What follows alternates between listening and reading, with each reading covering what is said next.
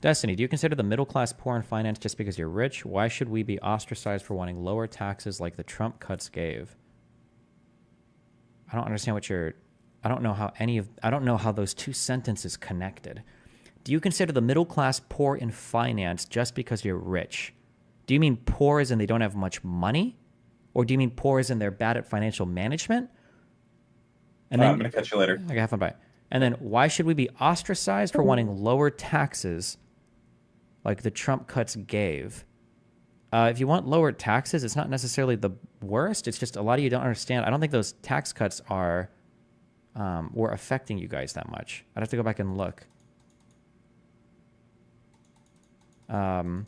Like the changes made for some of the high income. Didn't Trump roll back some of the high income capital gain stuff? But that didn't kick in until over like $400,000 of investment income.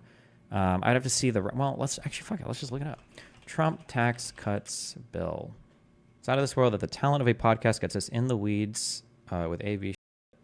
I already have the background from streaming, from knowing everything. And at this point, like, I've already built the whole studio audio video chain. So I know most of it now. It's just learning how to make it perfect. But I mean, it's close. There have been significant improvements. So we're close.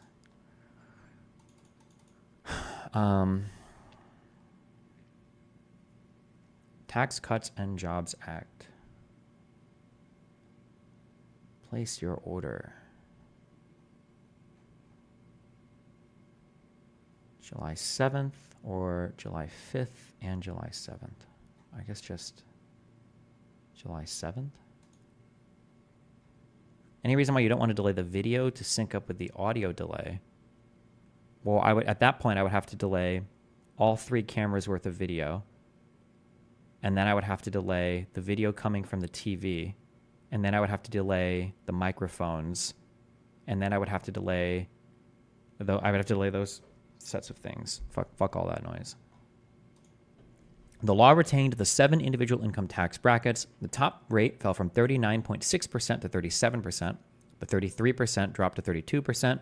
The 28% to 24%. The 25% to 22%. And the 15% to 12%. U.S. federal tax brackets. Dumb question. Why not just use headphones in the studio? I don't think Dan wants to. I don't know if I want to. It's nicer just not to have to. Okay, so... Oh, last night audio. Thanks. I'll check this out. Let's see. If you make $150,000 gross... Is there a way that I can look up... it's been so long since I've done my own personal taxes. Is your gross income with after deductions, is that your AGI? Adjusted gross income.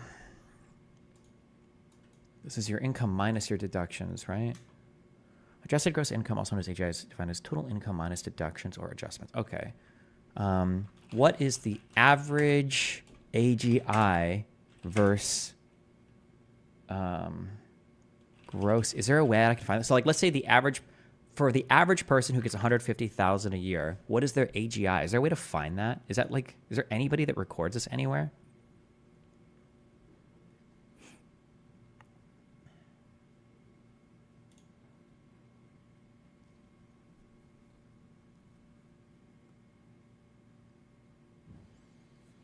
This is from 2023, this website. For the U.S. as a whole, the average adjusted gross income reported on federal income tax returns filed in 2021 increased to $76,000. So in 2021, it was about, so during Trump's presidency, we'll say it was about $75K as your average AGI.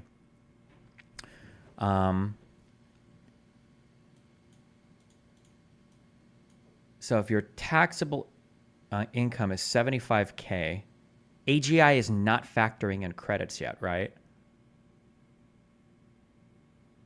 2%. So your tax bracket would have fallen from 25% to 22%. So if you were making $75,000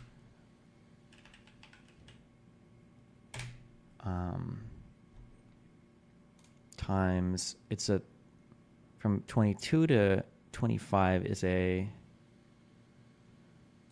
3% difference, 3-point difference, you would have saved $100 there.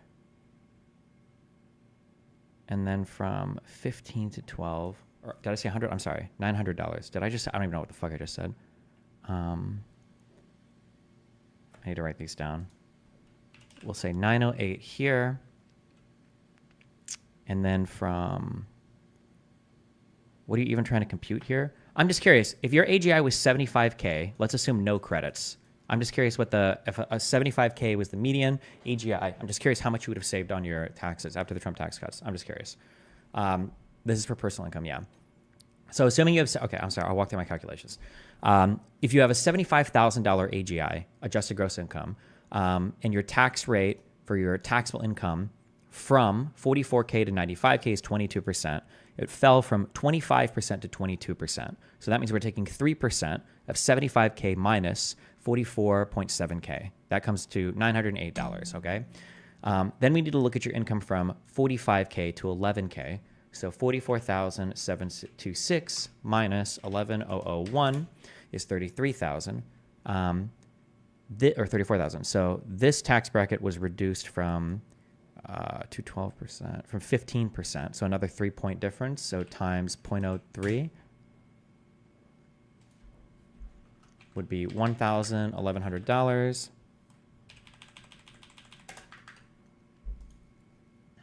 And then the bottom tax rate was still 10%, so that stayed the same.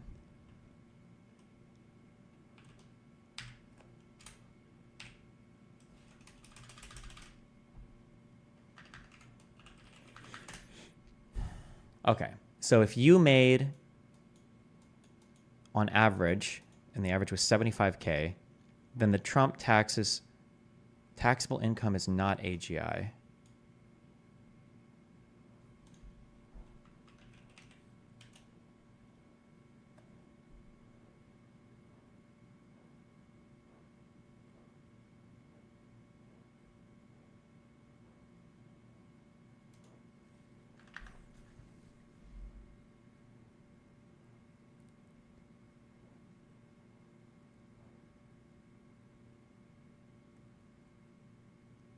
I'm just going by this.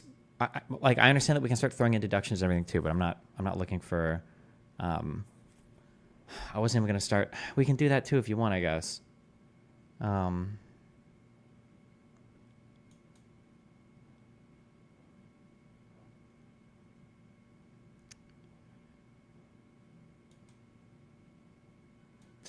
Do we want to do that?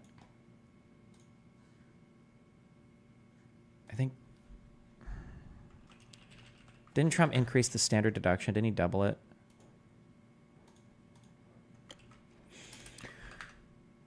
For tax year 24, the standard deduction for single filers is 14.6 thousand.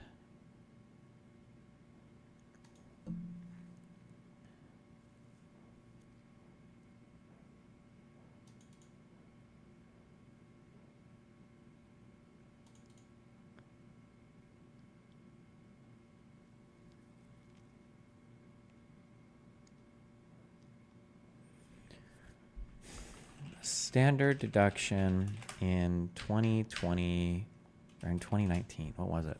12,000? 30 rows.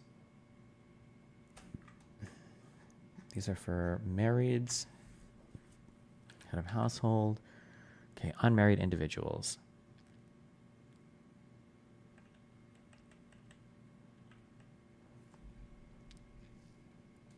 So it went up to about $6,000.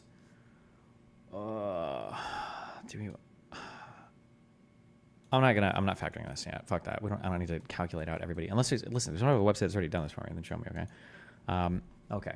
Just going by AGI before deductions, okay? Before we worry about factoring anything in, we'll say that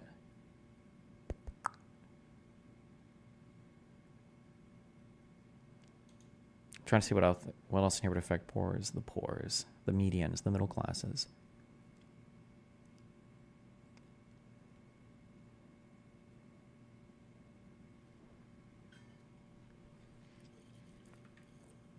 Didn't they get rid of the SALT deductions? State and local tax. The new law capped the deduction for state and local tax at $10,000. This cap didn't exist before, right?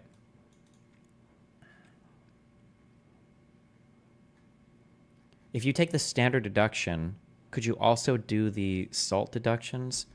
Can you take SALT deductions and standard deduction at same time? You have to itemize to claim the SALT deduction. Okay, so that's not, okay.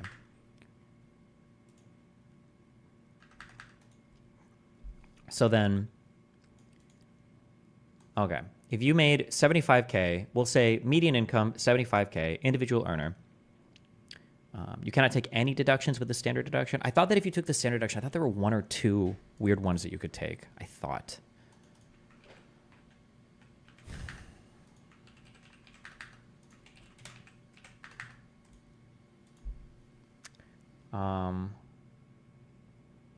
Okay, sorry. Anyway, if you made 75K, you saved about $1,900, right? We'll say this. It might be a little bit more, might be a little bit less, depending upon depending upon a couple other peculiarities, but we'll just say that. I think the big issue with the Trump tax cuts is that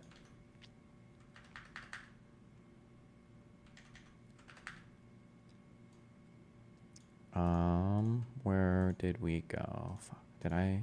Here.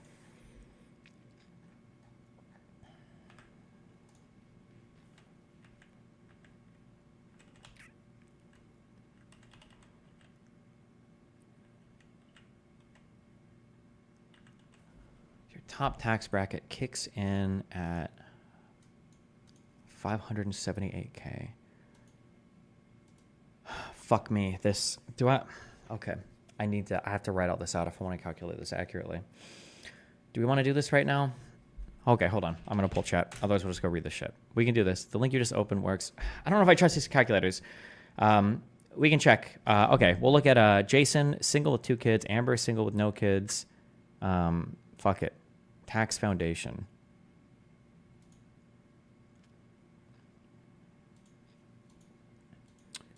I don't know how they're doing all of their calculations.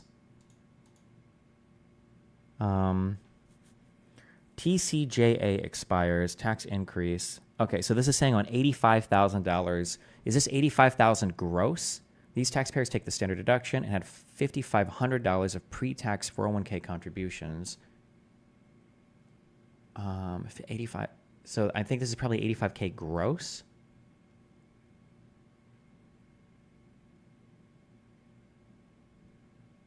These guys were saving about $1,600.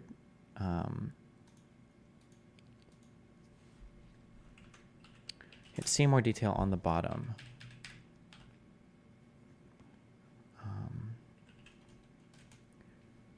This is about, we'll say, 1.95%.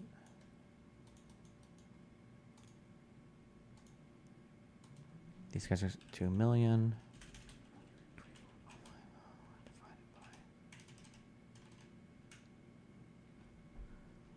These guys are saving about 1.2%. Am I doing this correct?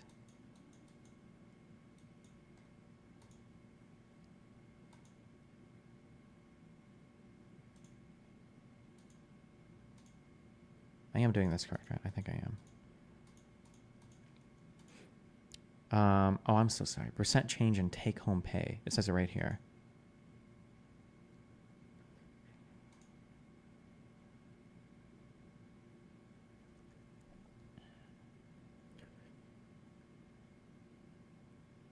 Okay, cash income, ordinary income, AGI, taxable income, which is your AGI minus your personal exemptions and the standard or itemized deductions.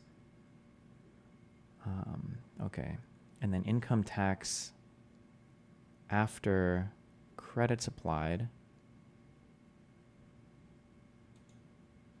Your total payroll taxes, which are unchanged. Total tax liability is higher here. Trump didn't change any of the major tax credits, did he? Was it just the bracket shifting?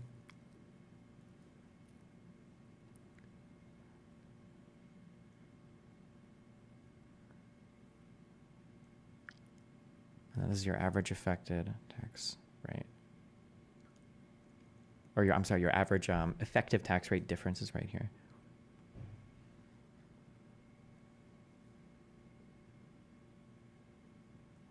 Oh yeah, that's what I am calculating here. Yeah, it's basically this.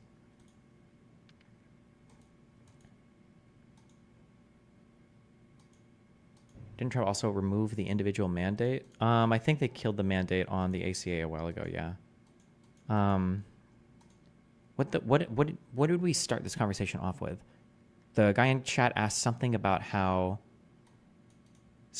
should I vote for this to decrease my tax liability or something? Wait, what was it? What the fuck was the question that got us down this road?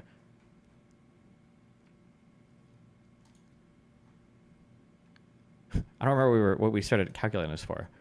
Trump tax cuts. I think the issue is that for the Trump tax cuts, one of the biggest issues on a fiscal point is that the tax cuts happened and they were not paired with spending cuts, so you're doing a bunch of deficit spending. And then the second issue was that the tax cuts just seemed like across the board, they seemed like really generous towards really high income earners. That like there was a lot more money being saved before. I guess if you're a lower income earner, you were also saving money, and you were people when those tax cuts happened. I'm trying to remember if that was in the middle of a tax year. I think people got back like bigger checks, but the overall amount of money you saved, while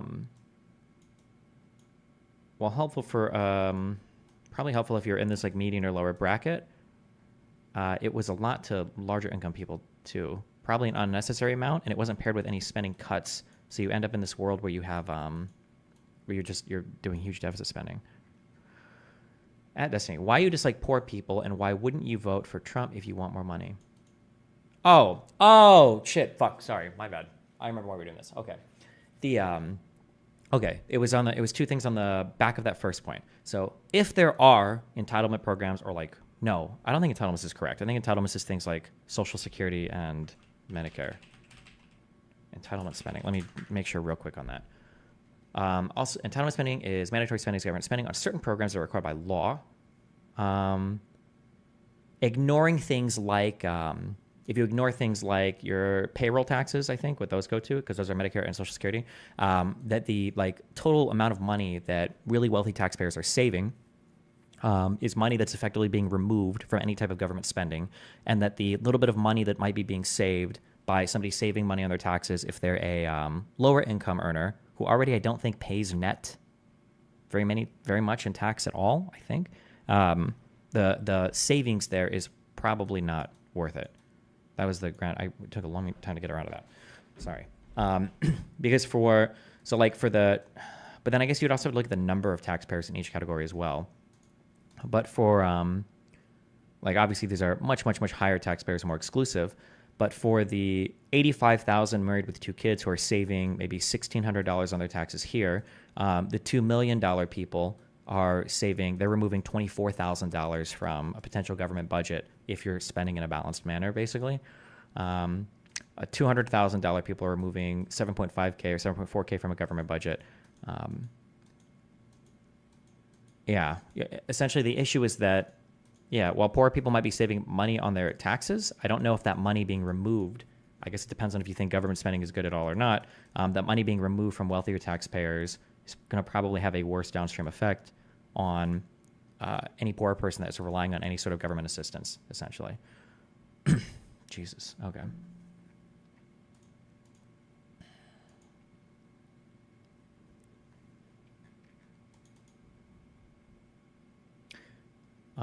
What is popularism? The U.S. has unpopularism. Popularism is basically rallying behind individuals who think they want to fight the system. That's like the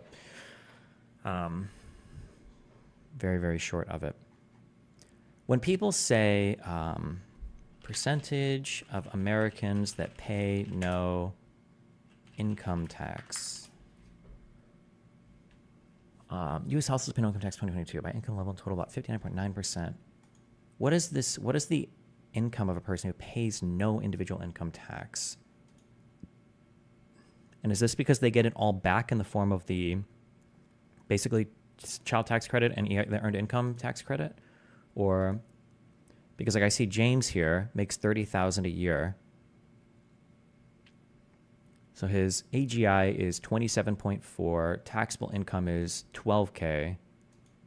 Income after income tax, this is tax liability, is 1.2K. And then he pays payroll. What is, that counts old people and young people who just don't work. Wait, is that true? U.S. households that paid no income tax in 2022. Wait, do you pay income tax on Social Security? Federal income tax? Do you pay income tax on Social Security? You pay federal income tax on your benefits if your combined income, 50% of your benefits amount plus any other earned income exceeds $25,000 a year. Oh, interesting. Oh, yeah. Oh, yeah. This is dumb, right? They should change maybe, or...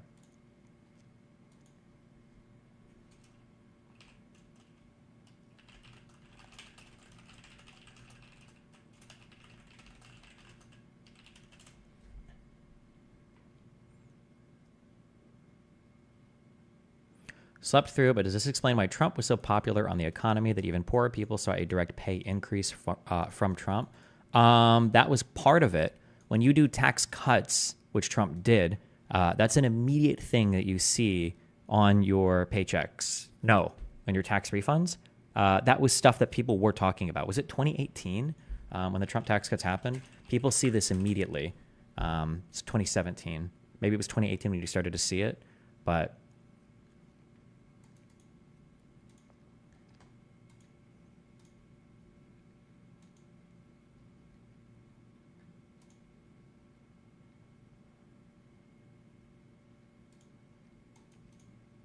Paychecks too, I expect, because the withholdings should have been adjusted quickly. Yeah, possibly. If they, I don't know what the timetable is for the IRS adjusting shit like that. I don't mean this as a gotcha, but I thought you said that deficit spending was fine. Deficit spending is fine, but it's important to, when we're enacting fiscal policy, it's important to know like where some of our benefits are coming from.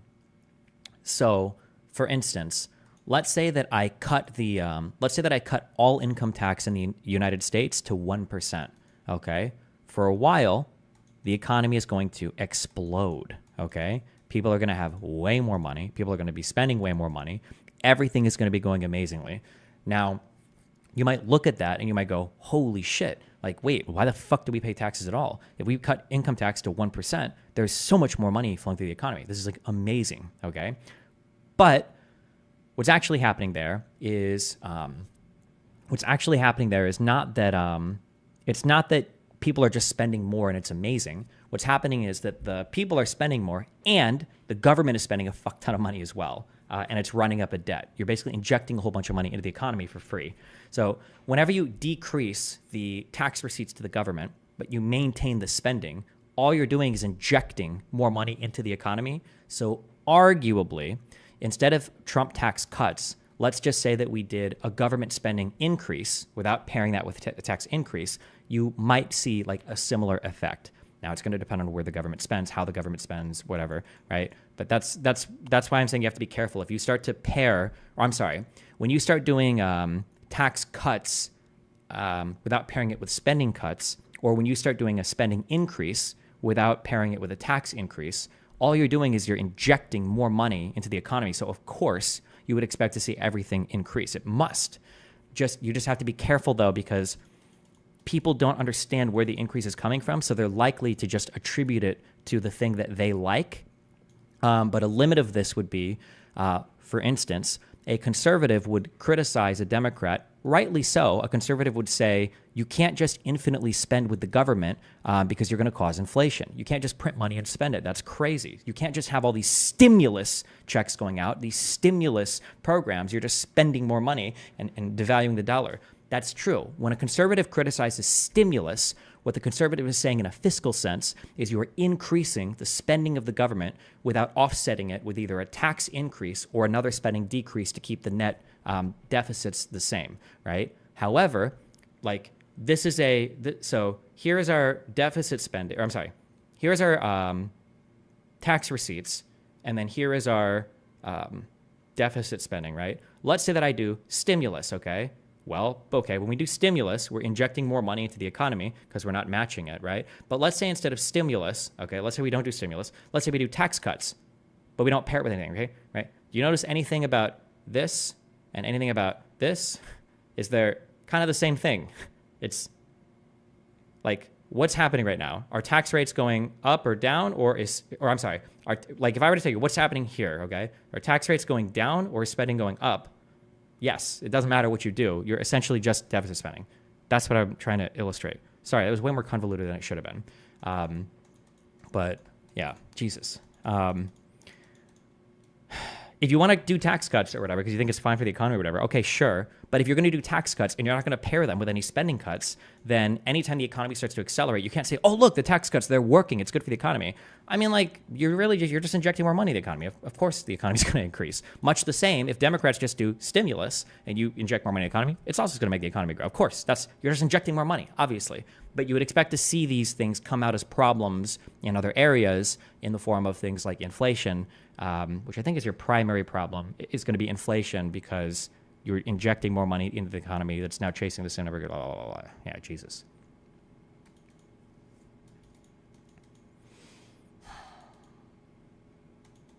Also, that's really simplified. And when I say simplified, I mean it partially because there's more things at play and because I don't fully understand macro econ, so even I wouldn't be able to explain the full picture of it. But in practice, there are going to be some differences, and probably in how tax cuts versus how stimulus would play out in terms of like what sectors of the economy does the money go to and everything. So there's going to be differences, but yeah. But anytime you inject a ton of money into the economy, you're going to see increases in everything, yeah. At Destiny, but cutting taxes doesn't necessarily mean that tax receipts go down. Sure, maybe, yeah. But I mean, much the same. You can probably invert the argument and put it on the opposite side for anything. For instance, stimulus on the government side probably doesn't necessarily mean that tax receipts won't go up, right? Maybe. If you're pumping more money to the economy from the government side, more people are buying goods and services, more employees are working to pay for that, they're earning more money, and they're also paying more tax, right? So again, it's like on both sides, like you can invert basically any argument, yeah. Are you worried about the petrodollar going away? Is it? Why is deflation considered bad usually? I'll give you the 20% conviction answer, but I can already think of challenges to it, and I don't know if it's the actual answer. I think I'm giving you the Econ 101 answer, and I don't even know if this is a good understanding of it. But let's say theoretically, okay, let's say that you could invest in one company over here that will give you a 5% return on your money. Let's say that you can invest in another company over here, a bit riskier, that'll give you a 7% return on your money. And then let's say you can invest in another company over here, a bit riskier, but it'll give you a 10% return on your money. However, let's say that you are sitting in an economy. We'll say this is like low risk, medium risk, high risk, okay? And then let's say that you've got money that's sitting in a bank account. And let's say that inflation on that money is, we'll say that it's 4%. Okay, we'll say you're in an economy, and let's say the government tries to do this all the time, and they do 4% inflation. Okay, well, if that's the case, well, your money's sitting in the bank account, inflation is 4%. Well, what are you doing? Well, we look around. Well, as my money sits in the bank, my money is losing value. This isn't good. I can't just hoard money in a bank account. I have to move it somewhere in the economy so that I can get a return on my money. This is not working right now.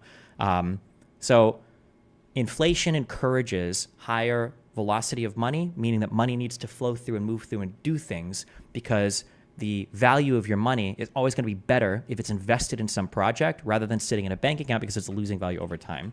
Depending on the amount of deflation that an economy might experience, if you run into a world where your money in your bank account is not only not inflating, but it's deflating, it's basically appreciating in value over time, then what will happen is people are going to look at other investments at any level of risk and they'll be like, well, why would I do this? If I just leave my money in my bank account, it's actually growing in value. $1 million today is worth what, I needed I needed $2 million a year ago to have the same value. My money is appreciating so much by just sitting there. So deflation is bad because I think that deflation is bad because it discourages investment, and economies only work when money is flowing through to tons of different sectors and people are investing their money, I believe. What is stagflation? I think stagflation is where you run into an issue where you're experiencing a lot of inflation, which generally implies, I think inflation generally implies a lot of activity is happening in the economy, but stagnation implies that not as much is happening. So stagflation, I think, is when your economy is stagnating, but you're also experiencing high rates of inflation simultaneously. And if these two things shouldn't be happening. And I think the issue is that for the Federal Reserve, I think that the Federal Reserve is so part of a stagnating economy is going to be high unemployment, okay? I think the Federal Reserve has two jobs. Basically, the Federal Reserve is trying to look at unemployment and inflation. I believe those are the two things that the Federal Reserve looks at. Something going wrong. And it's unemployment and it's inflation. So in stagflation, in a stagnating economy, I think generally your unemployment is high and your inflation should be very low to non-existent. So the Federal Reserve will stimulate the economy through new things like quantitative easing or whatever. And what will happen is as you increase the supply of money and you move more money through the economy and you make it cheaper to borrow, what will happen is your inflation might increase a bit because now you're pumping more money in the economy, but hopefully the stagnation comes down, more people get hired, and your unemployment drops. And in a case where right now where the economy is running pretty hot, your unemployment is very low and your inflation is very high as it was, well, now the Federal Reserve, I think they generally want to pump the brakes, increase interest rates to slow down the flow of money through the economy and decrease the monetary supply generally. So you're bringing the inflation down and the unemployment can rise a little bit is okay. The issue with stagflation, I think, is your unemployment is high and your inflation is high, and the Federal Reserve doesn't really have any tools to deal with that. Because if your inflation is high and your unemployment is high, well, if you start printing more money, maybe you can bring down unemployment, but now your inflation is going to be out of fucking control. Okay, well, we need to tighten the money supply because the inflation is high, but if you bring your inflation down a little bit, you might be skyrocketing your unemployment. So I think stagflation is difficult to deal with on the fiscal policy side because usually you're balancing these things with any particular tool, and when both of them are moving in one direction, you end up in a really strange world where your traditional tools aren't working anymore. Ugh.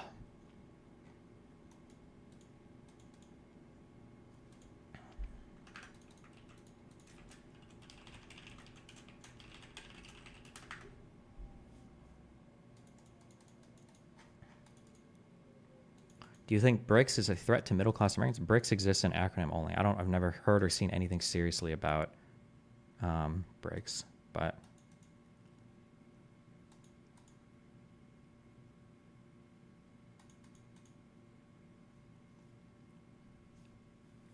the main example is California losing billions in their last budget and saying, oopsies, I don't know where that went.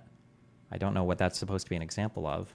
I think, didn't California a couple years ago just have a huge budget surplus? I thought they had to cut checks back or something. I don't remember. Careful when you talk about state and city budgets. These things are a lot different than your federal budget because the federal government can print money. The federal government has the power to issue new currency and to sell debt in order to raise funds. Now, I believe states and cities can sell debt. I think they can sell bonds. The state of Nebraska, the state of California, I think can sell bonds. But generally, I think states are trying to always run a balanced budget because state economies, I think, can get super fucked and they don't have control over their monetary supply because that's controlled by the federal government. So they can't manipulate things like a state can't manipulate things like interest rates or whatever in order to create a more favorable macroeconomic environment for them to operate in. I may be wrong, but I believe BRICS is aiming to bring back a gold-backed currency for world trade. You are wrong because nobody's ever going to switch back to backing a currency with anything like that because having no control over your currency is the most retarded fuck thing in the world and is only advocated for by libertarians and crypto dipshits who don't understand how central banking works or why there's any value in being able to manipulate the value of a currency up or down. It's actually one of the larger reasons why people get ass mad sometimes about joining the European Union, more specifically the Eurozone, because giving up control of your currency to another body is very scary because you want to be able to manipulate your currency when you're experiencing highs or lows. There's a great advantage to doing so. The only people that advocate for like gold-backed currency or non-fiat currency just usually don't understand anything about macroecon. But also, I have very little understanding of macroecon. So, link me an article now that says BRICS aiming to do gold standard. Economists everywhere support it. And maybe I'm fucking wrong. I don't know.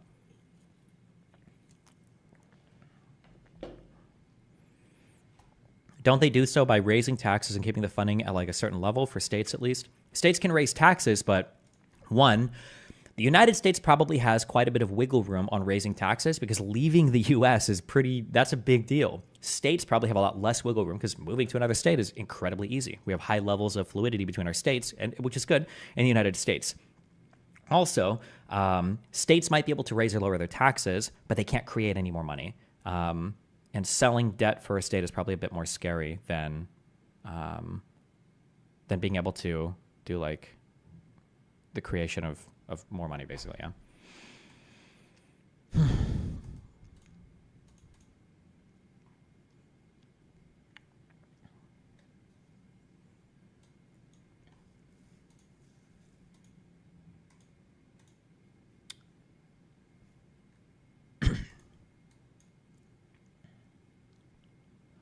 Have you seen the article from the Telegraph that Ukraine will be told they are too corrupt to join NATO? Sorry for the payroll. Do you think this might hurt Ukraine even more to get help from the US? I mean, they're not joining NATO anyway. That was just right now, everything is way too much of a clusterfuck for that to happen.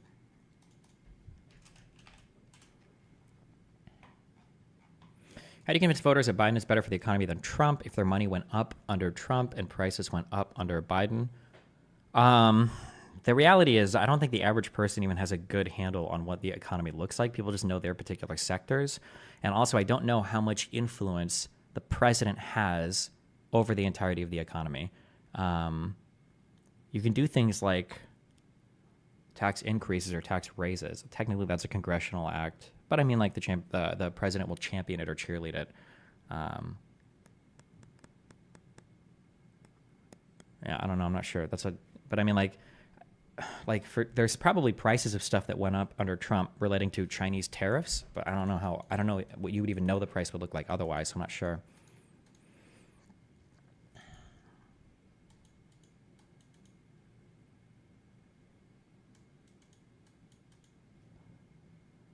The inflation argument relates mostly to consumption, not investment. Investment is always expressed in real terms, so inflation or deflation has no effect on investment decisions. Can you explain that for me? Are you talking about by an economist or by an individual? Because for an individual, I don't believe investment is expressed in real terms, right? Like when I go and I look at the difference in stocks growing or like appreciating or depreciating, that's done in nominal terms, isn't it? Like if I look up NVIDIA stock or AMD stock, that's all nominal, no? And when I make an investment decision, nobody's showing me adjusted for inflation, like real like cost of anything. It's all done, well, it's nominal by definition because it's current, but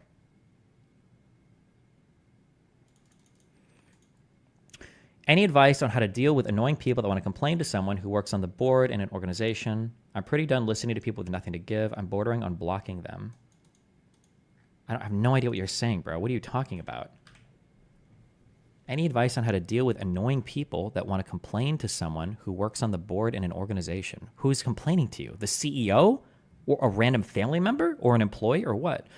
Inflation is assumed to be at 2% over a long time scale. It's priced into investment decisions. Sure, but I'm saying that, like when you go and look up your investments, they're not like, I don't think they show you like the misery index or whatever it's called. I don't think they show you like, here's what you've lost to inflation, no?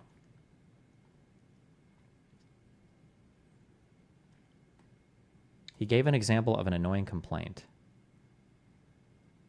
Wait, did he? SLYMI. I don't even see another message in here. What would you say to people who say that Trump is better for the economy since under Biden their grocery bills doubled and items are smaller? That's like prices going up and items going down, like shrinking, have been a thing that have, like shrinkflation, the term shrinkflation. How old is this term? Is this over 10 years old? Before 2014. I'm trying to think of when I first saw this term. Shrinkflation, the consumer goods that have downsized. This article is from April 9th, 2014. Like, this has been a thing people have been talking about for a long time. It's one of the ways that companies can kind of hide. Basically, they can keep the price of a thing the same while decreasing the total amount delivered, but they either reduce the packaging or they increase or they decrease the amount of stuff in the same packaging or whatever, yeah.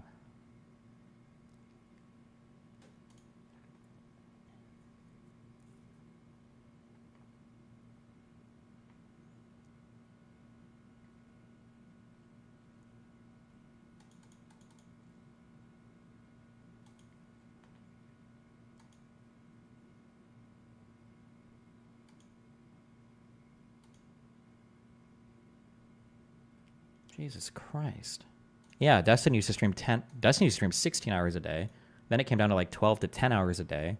Now his official schedule says 8 hours a day, but in actuality it's like 4 hours a day. That's shrinkflation, baby.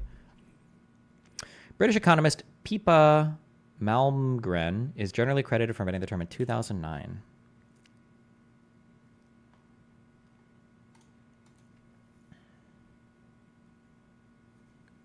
I'm the #1 trending scientist in the world right now. So today I'll tell you about that time in America when a group of elitists who worshipped Satan via sexual rituals helped establish NASA's Apollo program. Trust the science. Jesus Christ.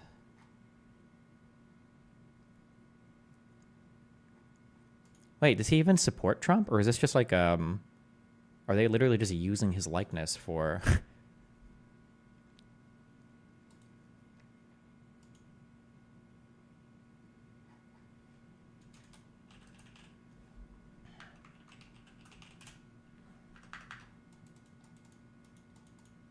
The printing is crooked? I'm not asking if the shirt is fake. Obviously, it's a... T-shirt sites will do this where they have like a stock image and then they project things over it. I'm just curious if Wahlberg himself like supports like Trump and is okay like being used to sell Trump merch.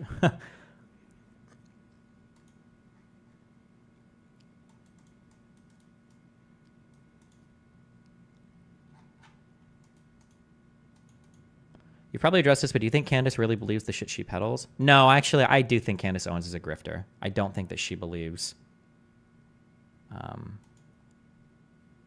I don't think she believes most of what she says. She's way too into the fucking crazy shit. God, what a great fucking picture.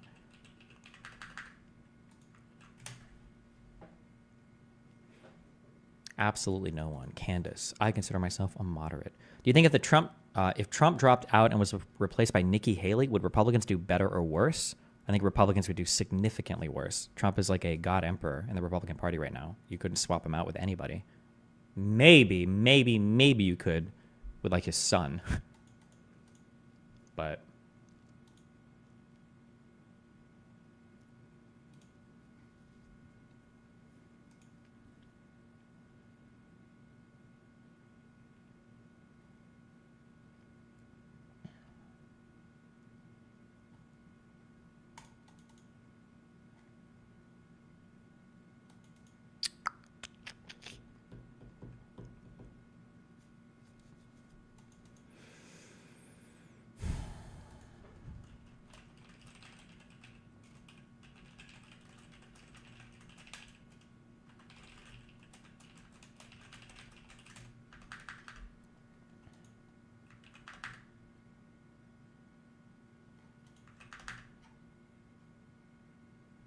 what do you think post-Trump America looks like if he wins and doesn't take over the country during his presidency?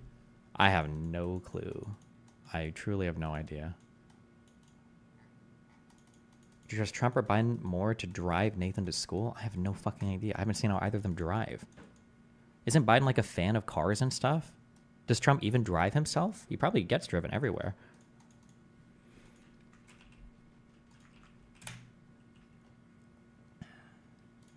Trump driving.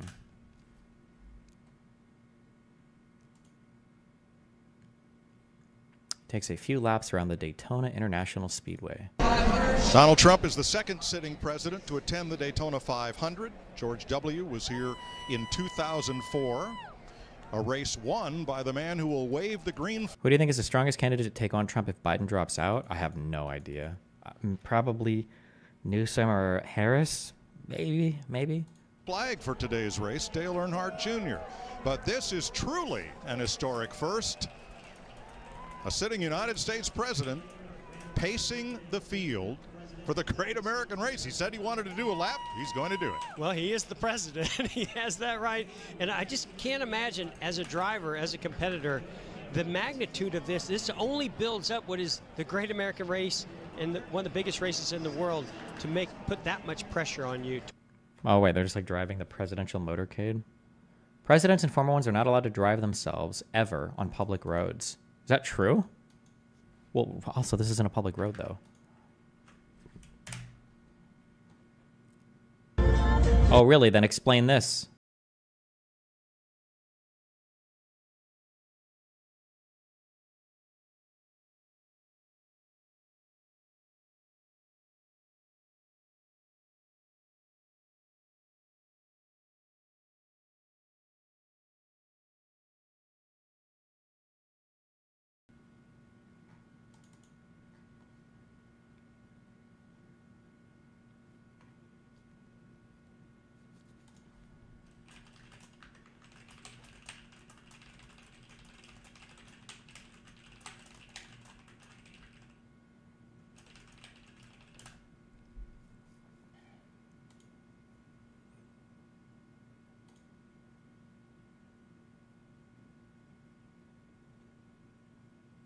Jesus Christ.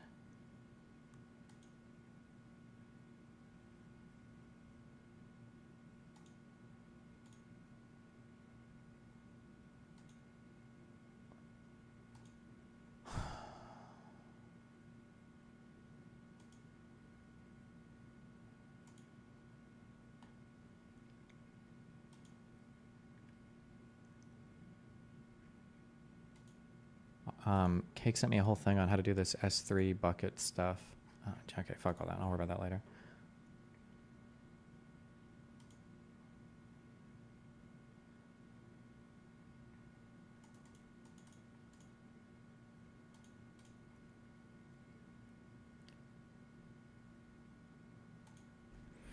Fareed's take.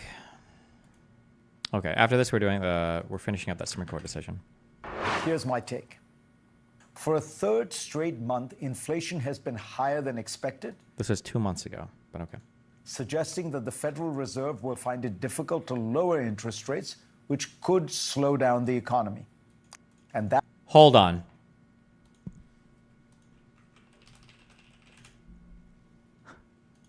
Hold on.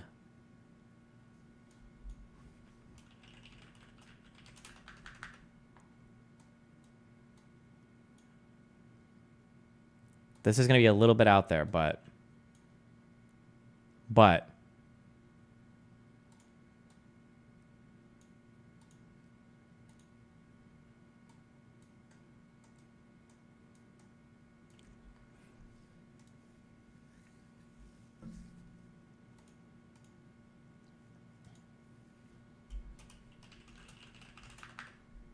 who sees it? A little bit. A little bit. William Defoe? A little. A little. That endangers President Biden's re-election prospects. Absolutely. Economists are unsure as to why inflation has persisted. Some of it is surely a persistent hangover from the pandemic, but some of it could well be that a feature of recent economic policy of both the Trump and Biden administrations has been to ask consumers to pay more for goods and services. Both administrations goosed the economy with large pandemic relief packages, which without question added to inflationary pressures. But beyond those bills, which have by now probably worked their way through the system, there is another possible cause. Donald Trump had few tangible achievements in office, but he can credibly point to breaking with decades of bipartisan economic policy on tariffs. Trump raised tariffs on China as well as on many of America's closest allies in the West. While candidate Biden criticized those tariffs, President Biden has kept most in place. In addition, the Biden administration has imposed tight Buy America provisions in large spending bills, such as the Inflation Reduction Act and the Infrastructure Act. All of these policies ask Americans to pay more. How much, are I thought Trump only tariffed a few things from China. Do we have like broad tariffs on China right now? Current existing tariffs, USA.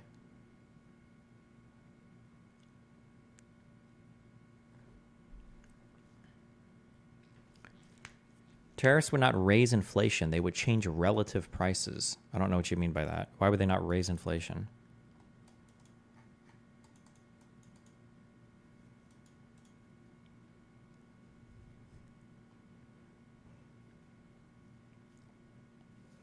Tariffs on thousands of products. $80 billion worth of new taxes on Americans by levying tariffs on thousands of products, valued at approximately $380 billion.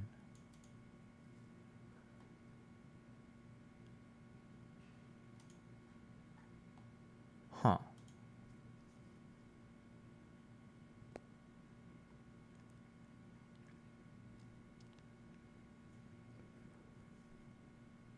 Trade war policies in place currently add up to about $79 billion on tariffs based on trade levels at the time of tariff implementation. Inflation is the change in the price level. You would have to spend more money on those goods, having less to spend on other goods. Isn't that what a tariff is? What do you mean? To achieve certain political goals, less dependence on China, greater resilience, subsidizing green energy, boosting domestic manufacturing. Even the IRA, as 3 economists have persuasively shown, is about 5 times. Our total inputs or imports aren't that much of the economy, so even high tariffs won't be cataclysmic, but he did raise tariffs a lot on Chinese goods. Our total imports aren't that much of the economy. Is that true? What would I even compare this to? Total imports, USA, for 2022 was $4 trillion.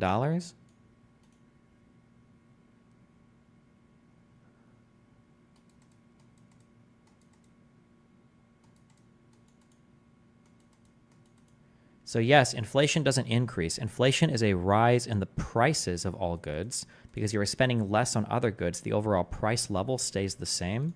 Listen, you've been typing a lot of economic stuff in chat, so I'm like, I want to believe you, but I don't believe that those terms you're using are 100% correct.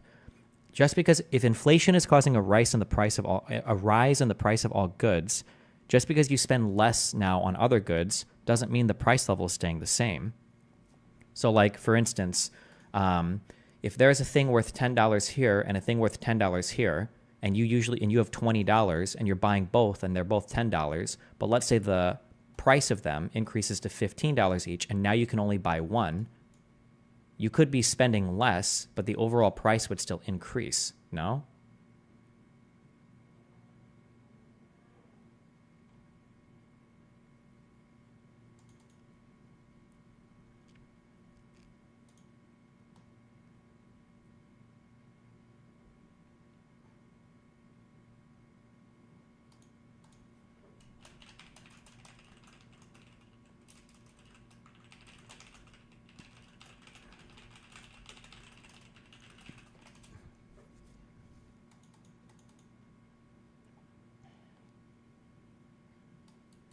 He's wrong. If you just introduce more money into an economy, there's a demand change and not a supply change. Hence, all prices can rise.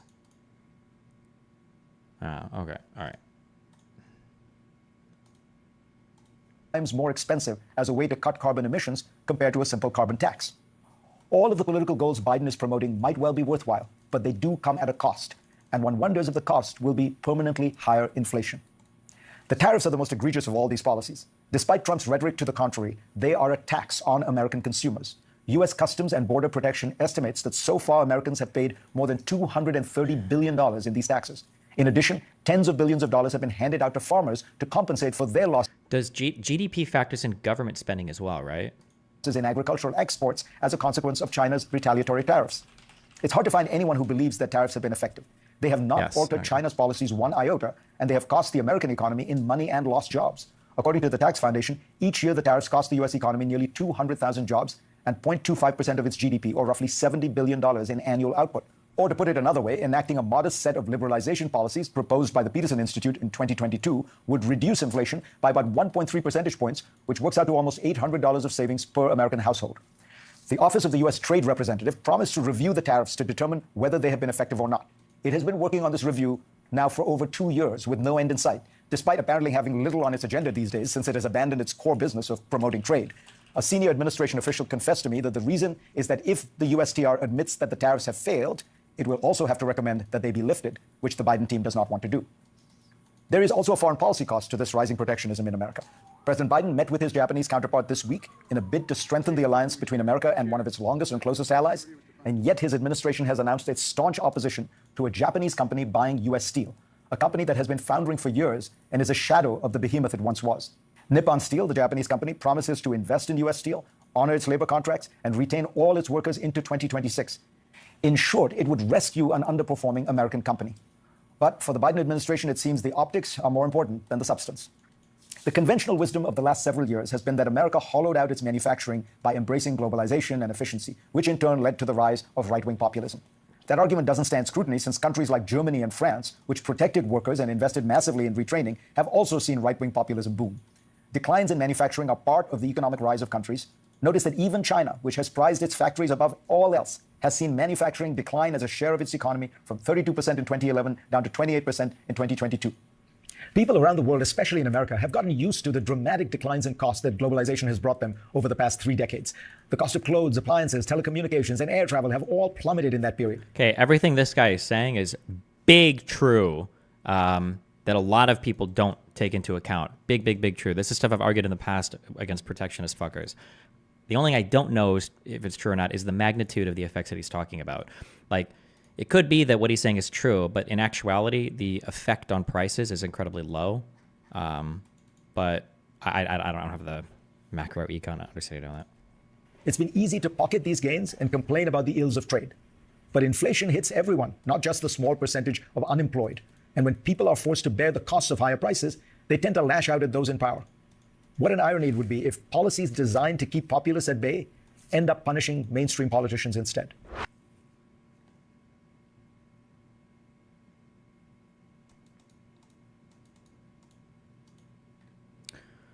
Basically, the issue is that people always want to say, like, buy American and stop being globalized and don't export our jobs and blah, blah, blah. People will complain about that. But the reality is all of us are benefiting when that's happening. We all benefit by lower prices for goods and services that we buy, and then the ability to buy other things because now we're spending less on things. That's an advantage that every American has gained. But the problem is people will look at, like, the hollowing out of some of our manufacturing areas. They'll look at Detroit and they'll go, oh, but look at how bad this is. Look at the jobs we're losing. So then they push for, like, okay, well, let's tariff everybody else. Let's do buy America. Let's do all that shit. But then when they do that, and then prices are rising, now people are like, wait, this is bullshit. What about all this inflation? What about all these extra costs that we're having to bear? And it's like, okay, well, if you want to buy America, it's going to cost more. What do you think that means, right? I just don't know how big the effect would be overall on the economy. I don't have the understanding of that, but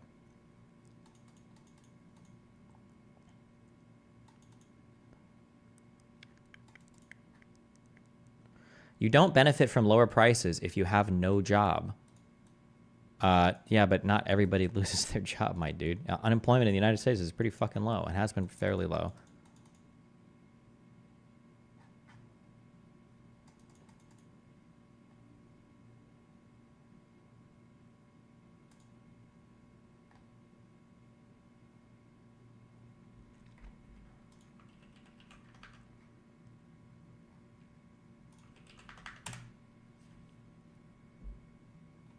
Jackson Hinkle holds a UN press briefing sponsored by the Permanent Mission of the Russian Federation to spew Russian propaganda about his trip to the Akhmedonov. Why hasn't this guy had his U.S. citizenship revoked yet?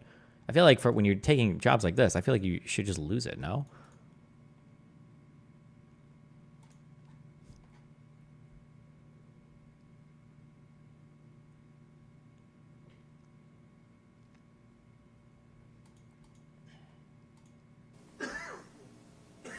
Oh, Jesus.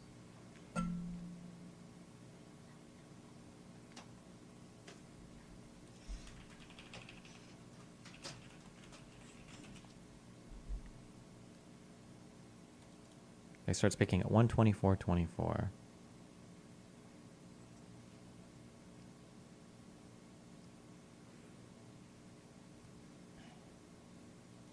Conflict can find ourselves in a full-fledged conflict already. This has had a huge impact on the lives of tens of thousands of people on both sides of the blue line, of civilians. So we're very worried. Our UNIFIL colleagues. There should be political will to, let's say, reopen Rafah border crossings. 2 months ago, and I don't know who the people are beforehand. I'm not sure. and are it's also in against- Gaza. We are against.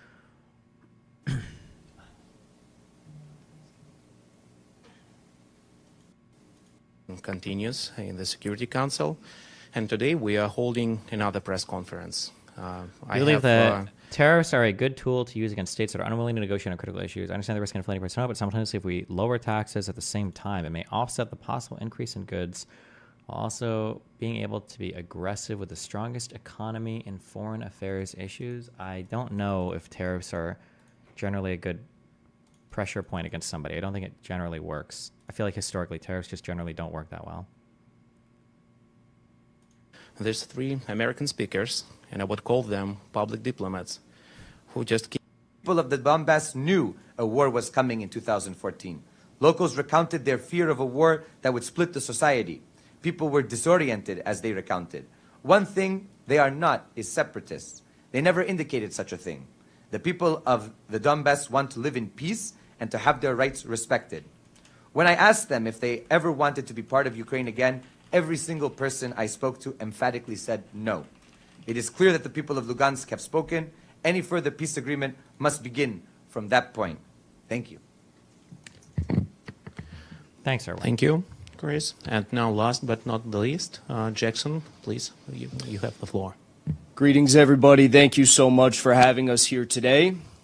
You have to have a cost-competitive base of supply in your country to offset the loss of foreign supply / increase in price. Yeah, but the problem is we don't invest in that much in the United States. And I don't know if we want to invest in that much in the United States. The United States does value-added stuff on goods and services that are just way, way, way more sophisticated than that. Why would we want to go back to manufacturing widgets when we can make like entire machines built out of widgets instead? I just don't think it's a good utilization of our workforce. I want to share my experiences from my recent trip to the newly liberated territories of the Russian Federation in the Donbass.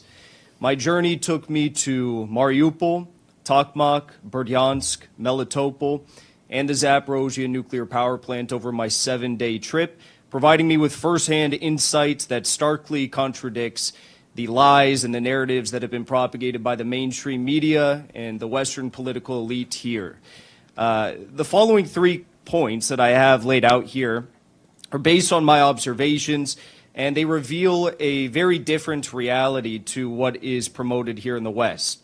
Number 1, Ukraine is... Is this the guy you refused to shake hands with years ago? Yeah, who was ultra ass pained at me for that. But I knew he was a fucking piece of shit, and that's why I didn't do it. And my call was correct. He is a piece of shit. Not seeking an end to this conflict, but is instead trying to escalate it in an unthinkably dangerous manner. Number 2, the people of the Donbass do not want to remain under Ukrainian control, but instead hold a great admiration for the Russian Federation and for President. Why would the UN even invite him to speak? My guess is if you go to any of these UN buildings, there's probably like hundreds of offices where tons of people are making tons of speeches and tons of presentations at all points in time. Like this whole room looks like it can hold like 50 people. So I'm sure there's a lot of stuff going on in these like UN facilities like constantly. So Putin. Number 3. Also, yeah, I don't think the UN necessarily invited him. He's like part of this like little Russian team. Ukraine is not defeating Russia, but is instead using its Western support to carry out horrifying acts of terrorism against the people of the Donbass that they claim they want to save. So first, let's talk about Mariupol. It was the first place I went. During the hour-long drive into Mariupol, which we made very late in the night, I saw over 1,000 construction vehicles on the highway into the city. And that's not me being hyperbolic, it's true. I've never seen anything like that in my life. Construction teams are working diligently to rebuild. Think he does this all for the money, or does he really care about it? Probably like 80% for the money, 20% fuck USA, but... Not just the areas that have been destroyed by the war, but the areas that have been neglected for years and years and years by previous Ukrainian governments.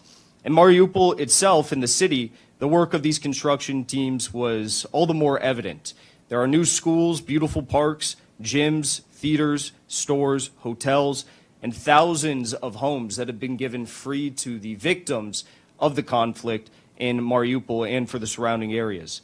Residents expressed their gratitude for a government that is... How does a white boy that had everything handed to him by his parents turn out to be like, fuck America? Maybe his parents have Russian connections. I don't know. It wouldn't surprise me if he was like groomed for this for several years, just based on how his talking points and everything have evolved over time. But I don't know what his like family background is. It would be interesting to know that. I just haven't dug into it. Proactive and committed to responding to their needs. Mariupol residents also proudly shared with me the remarkable efficiency of these construction crews. I talked to one little girl, 14 years old, at a park that his parents hate him, so. That I visited in Mariupol, and she told me that the construction teams that Russia sends in can build 2 blocks of infrastructure within 1 to 2 weeks. And I told her how amazing that was, because in America it takes years to get a permit to build at least 1 road. But that was the truth. That's what was really going on, and it was incredible. The massive reconstruction effort essentially shows a nation that is actually committed to rebuilding and supporting its people, which is something that we have long abandoned in this country with our government. Next was my visit to Tokmak. This was located about 15 kilometers from the front line, and this was a very stark revelation for me. Contrary to the claims that Ukraine seeks to save the people of the Donbass from Russian invaders, the truth was far different.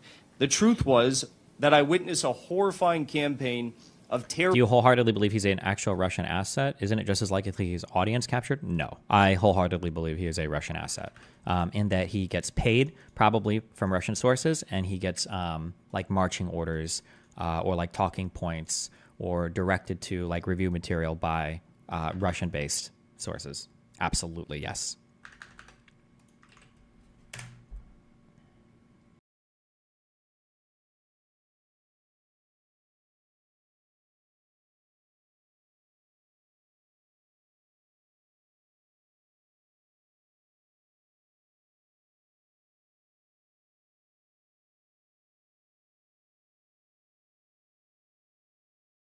Video I've ever seen in my entire life. I've never seen a video more real than this.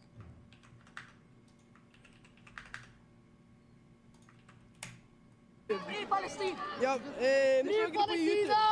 Ja, samme som han. Fri Palestina! Dere store fans av ham? Ja, vi store fans. Fri Palestina! Fri Palestina! Fri Palestina! Hvorfor det? Fordi at han ganske heftig.